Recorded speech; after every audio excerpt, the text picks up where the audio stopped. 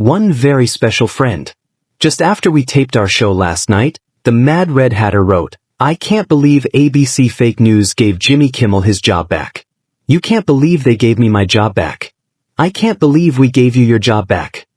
Donald Trump didn't attack Jimmy Kimmel's jokes tonight. Instead, he went for the oldest bully move in the book: attack the man, not the position. In a late-night tweet that went viral in an instant, Trump called Jimmy Kimmel a broken-reined loser, accused him of being paid to lie, and promised that ratings disasters get removed. It was an attack meant to provoke one reaction: to get Jimmy Kimmel to react emotionally, to get him to react so that he becomes the story, not his facts. Jimmy Kimmel didn't react on social media. Jimmy Kimmel didn't quote tweet.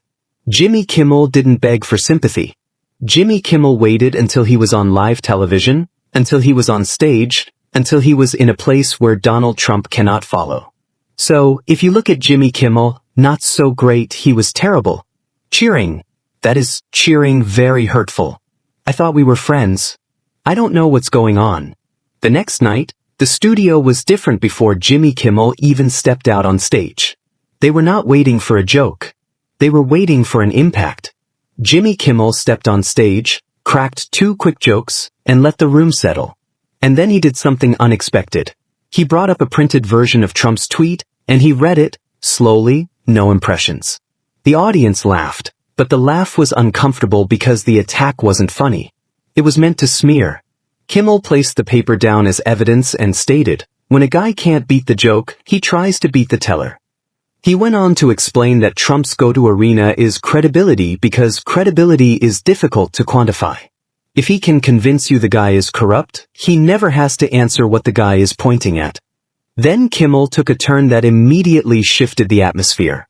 He stopped with the jokes and began to validate. He put up on the screen behind him the columns claim, proof, result. He stated, "I'm only going to use Trump's own words on video with the date, no rumors, no anonymous sources, just the facts." Well, Jimmy Kimmel was fired because he had bad ratings, among other things. And Jimmy Kimmel is not a talented guy. He had really bad ratings. And they should have fired him a long time ago. So, you can call that free speech or not. He was fired for lack of talent. Claim 1. Nobody watches Kimmel. Proof. Montage of Trump repeatedly tweeting about Kimmel and quoting the jokes. Result. Watches enough to be bothered. The audience laughed loudly. Claim 2. Kimmel lies. Proof. Trump going back on himself as he talked about things, stating something is wonderful one year and then stating the same thing is terrible the following year, then stating he never said either thing. Result. The lie isn't the joke, the lie is the denial. Kimmel stopped talking, looked into the camera, and said, "Now, here's the part Trump doesn't expect." He set a small kitchen timer on his desk. 30 seconds, he said. One question, no detours. The screen behind him showed the question in large letters. Name one specific sentence I've said about you that is false and correct it. The timer began loudly ticking in the microphone. The audience leaned forward in their seats.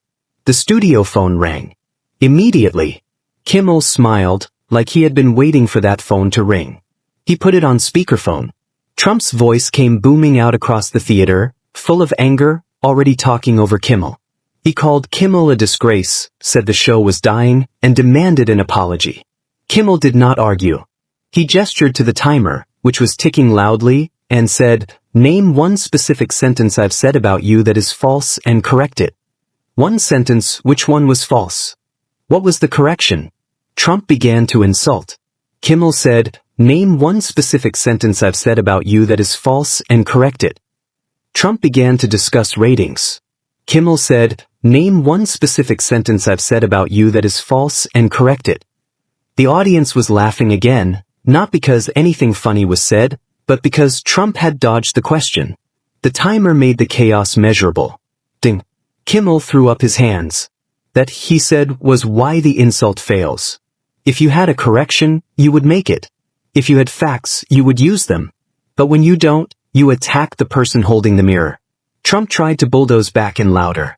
Kimmel lowered his voice instead, and the room got quiet enough to hear him. Then he gave his one sentence comeback that would shock everyone in the place. Donald, the only reason you're calling me a liar is because you're terrified of a question that doesn't move. The audience exploded, on their feet, applauding, that cathartic noise people make when they think a pattern finally makes sense. Trump shouted over Kimmel's line, but his words were small now, like a noise in the background to the point Kimmel was making. Kimmel didn't attack back. He ended with a simple standard. If you want to be believed, be specific. He thanked the band, moved on to the next bit, and left Trump with the one thing he hated most: silence after a question. By the next morning, videos of the timer, the dodge, and Kimmel's single sentence were everywhere. People were arguing politics, but they were agreeing on this: calm order beats loud bullying any day of the week. And for people at home, it wasn't a comedy show anymore.